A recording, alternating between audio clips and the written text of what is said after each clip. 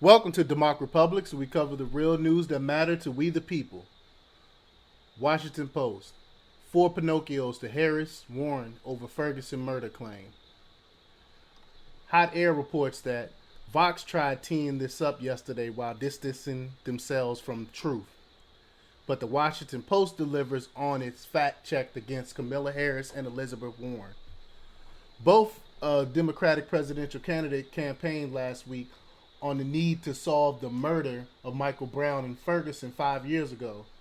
Fact checker Glenn Kessler calls them both out for their galling refusal to acknowledge the Department of Justice found plenty of witnesses to contradict the charge that Brown had been murdered.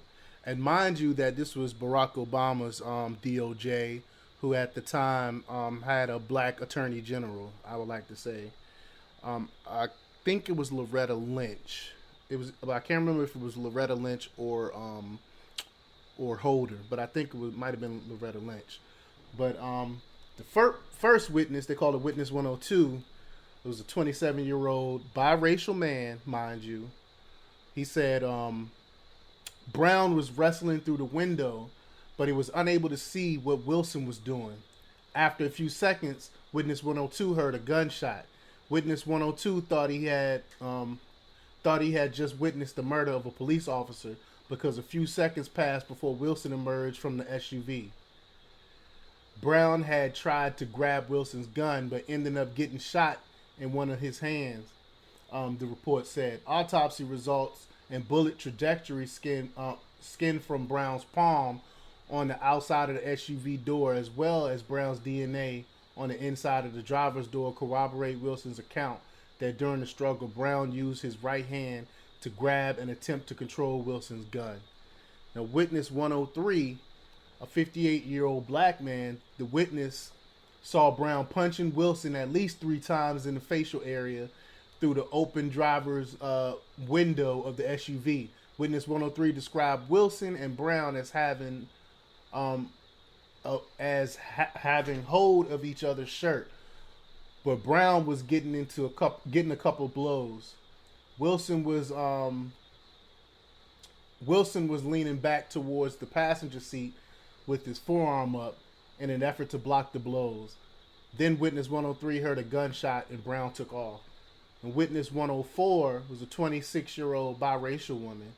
The witness heard 2 gunshots. She looked out the front window and saw Brown at the driver's window of Wilson's SUV. Witness 104 knew that Brown's arms were inside the SUV, but she could not see what Brown and Wilson were doing because Brown's body was blocking her view. Witness 104 saw Brown run from the SUV, followed by Wilson, who hopped out of the SUV and ran after him while yelling, "Stop, stop, stop." So the cop told him to stop when he was running away. Witness 102, they don't say the ethnicity of this witness, so I'm just going to assume that the witness was white. But Witness 102 said Wilson then chased Brown with his gun drawn, but not pointed at Brown until Brown abruptly turned around at a nearby driveway. Witness 102 explained that it made no sense to him why Brown turned around. Brown did not get on the ground or put his hands up to surrender. Brown made some type of movement similar to pulling his pants up or a shoulder shrug and then charged at Wilson.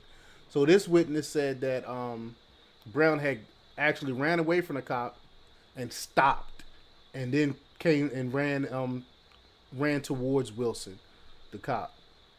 So it took an independent DOJ investigation to dispel a false narrative that had developed immediately after the shooting, that Brown had been trying to surrender.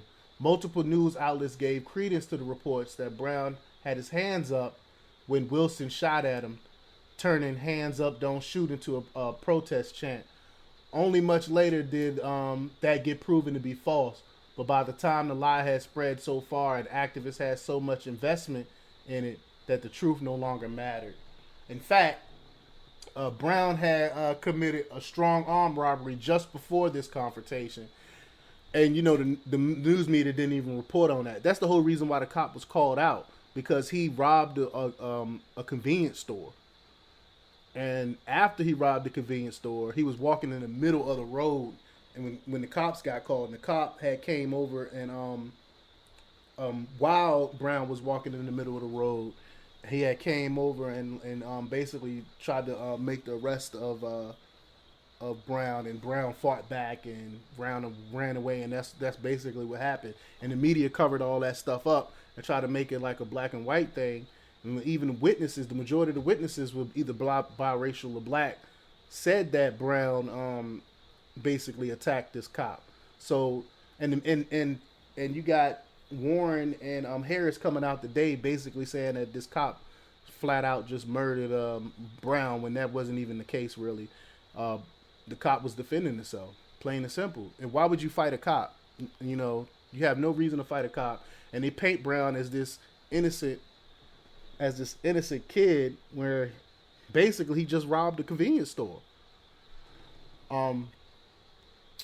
The article goes on to say that when Wilson attempted to detain Brown, Brown attacked Wilson in the car and began beating him, which is when Brown got shot the first times. When Brown retreated, Wilson came out of the car to arrest him, only to have Brown turn around and charge at him. That's when Wilson killed Brown. Head on in a charge, not with his hands up to surrender. He was coming at the cop. That was the findings of the DOJ. And mind you again, this is Obama's DOJ with the black attorney general in charge of this investigation. And they all came out to the conclusion that the cop was innocent. Kessler finds the resurrection of the false narrative by Democratic presidential candidates galling for good reason. He awards them 4 Pinocchios while noting that neither candidate nor the campaigns bothered to respond to his inquiries about their claims. Harris and Warren have ignored the findings of the Justice Department to accuse Wilson of murder, even though the Justice Department found no credible evidence to support that claim. And this is after the first investigation. The Justice Department took over and found it no evidence to support the claim. Instead, the Justice Department found that the popular narrative was wrong, according to witnesses deemed to be credible. Some of whom testified reluctantly because of fear of reprisal. See, they was afraid that because if they spoke the truth, that people like Al Sharpton and stuff like that are gonna blast them for speaking the truth. And it reminds me of a quote. I want to say it was from Jefferson. I think it was Jefferson. Telling the truth. What's the quote? Telling the truth in something like telling the truth in perilous times becomes a revolutionary act, or something to that effect. I'm paraphrasing. But the article goes on to say that the department produced a comprehensive report to determine what happened, making the senator's dismissal of it even more galling. Harris and Warren both earned 4 Pinocchios. They know what they were doing. Indeed, not only was the claim a lie, it's been long exposed lie, which means there's no excuse for backsliding on it. Kudos to Kessler, who generally the best in class for fact checking. So let me know what you think. Do you really think that Warren and Harris really believe that Brown was innocent, or you think they're trying to stir up stuff? Leave your comments below. Like, share, subscribe, and check out DEMOCREPUBLIX.com for the latest in news. Until next time. We living on a really nightmare.